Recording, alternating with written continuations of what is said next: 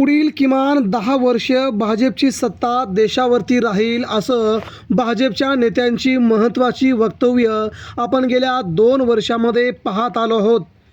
कोण म्हणते 2050 पर्यंत भाजपची सत्ता हलवणं अतिशय अवघड आहे, तर कोण म्हणतंय नरेंद्र मोदी आपल्या 90 वर्षांची टर्म होईपर्यंत देशाचं सर्वोच्च पद सोडणार नाहीत.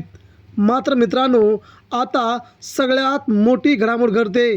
उद्धव ठाकरे पुन्हा होत आहेत मुख्यमंत्री.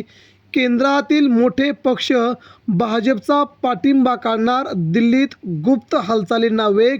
देशाच्या राजकारणामध्ये मोठी खळबळ.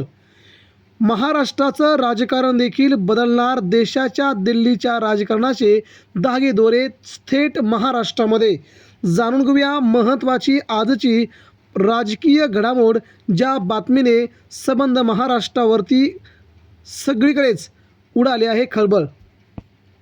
देशाच्या राजकीय इतिहासामध्ये भाजप कधी पराभूत होणार नाही असं त्यांच्या नेत्यांचं जरी म्हणणं असलं, तरी देशाच्या राजकीय वर्तुळामध्ये खळबळ उडून देणारी मोठी घडामोड समोर येत आहे.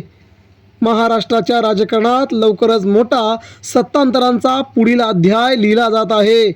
मिळालेल्या खात्रीशीर सूत्रांनुसार उद्धव ठाकरे पुन्हा एकदा महाराष्ट्राचे मुख्यमंत्री होण्याच्या दिशेनं निर्णायक पावलं पडत असून केंद्रातील काही महत्त्वाचे पक्ष भाजपचा पाठिंबा काढण्याच्या तयारीत आहेत. नेमकं काय घडतंय पडद्याच्या पाठीमागं पुढच्या 2 मिनिटांमध्ये आपण जाणून घेऊया.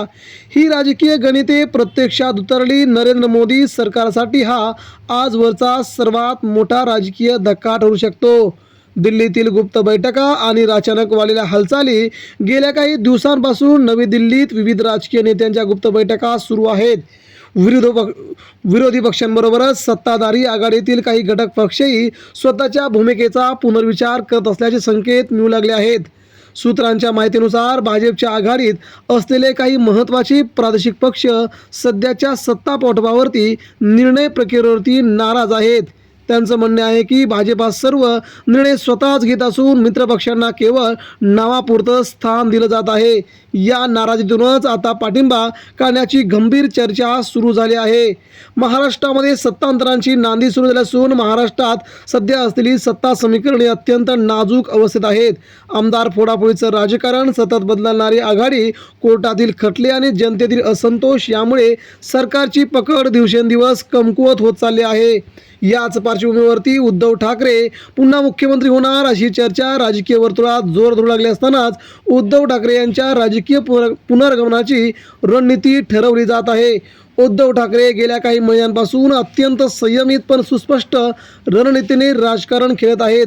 जनतेमध्ये सातत्याने संपर्क, शेतकरी, कामगार, विद्यार्थी, महिला यांच्यासाठी आंदोलनं आणि केंद्र सरकारच्या धोरणांवरती आक्रमक टीका या सगळ्यांमुळे उद्धव ठाकरेंची प्रतिमा लोकाभिमुख नेता म्हणून पुढे येत आहे. सामान्य जनतेमध्ये वाढत असलेली सहानुभूती, राजकीय उलथापालथीनंतर उद्धव ठाकरे यांना सहानुभूतीची मोठी लाट मिळू लागली आहे. पक्षफोड, चिन्ह हिरावून घेणं, सतत केंद्रीय यंत्रणांचा दबाव या सर्व घटनांमुळे सामान्य जनतेमध्ये सहानुभूती वाढली असून ठाकरे म्हणजेच अन्यायाविरोधात उभा राहणारा नेता अशी प्रतिमा तयार होत आहे. केंद्रातील मित्रपक्षांची नाराजी का टोकाला जात असतानाच आता मात्र त्यांना दुय्यम वागणूक मिळते आहे. मंत्रिमंडळ विस्तारामध्ये अपमानास्पद स्थान मिळतंय. स्थानिक प्रश्नांकडे दुर्लक्ष होतंय. केंद्राकडून निधी वाटपामध्ये भेदभाव होतोय.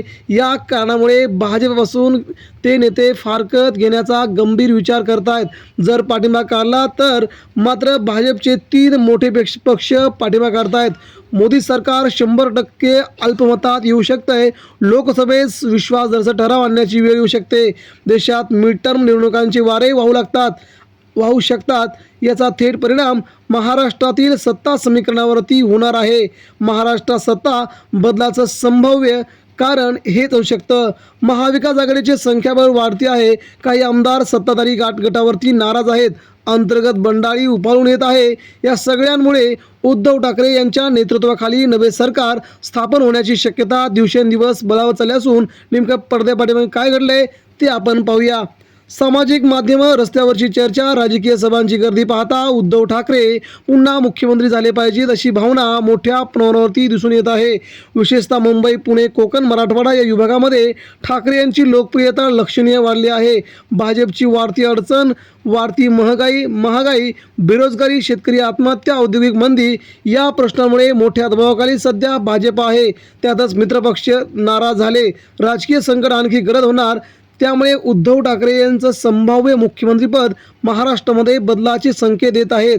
जर उद्धव ठाकरे पुन्हा मुख्यमंत्री झाले तर शेतकऱ्यांसाठी कर्जमाफी, तरुणांसाठी रोजगार योजना, महिलांसाठी सशक्तीकरण कार्यक्रम, आरोग्य व शिक्षणावरती भर, मुंबई महानगरपालिकेची विकासाला गती या सगळ्या गोष्टी उद्धव ठाकरे 2026 करतील असा अंदाज सध्या काही नेत्यांना आला आहे. देशाच्या राजकारणामध्ये 2026 हे वर्ष निर्णायक ठरणार आहे. भाजपचा एकहाती प्रभाव कमी होत असून प्रादेशिक नेत्यांची ताकद मात्र पुन्हा वाढते आहे.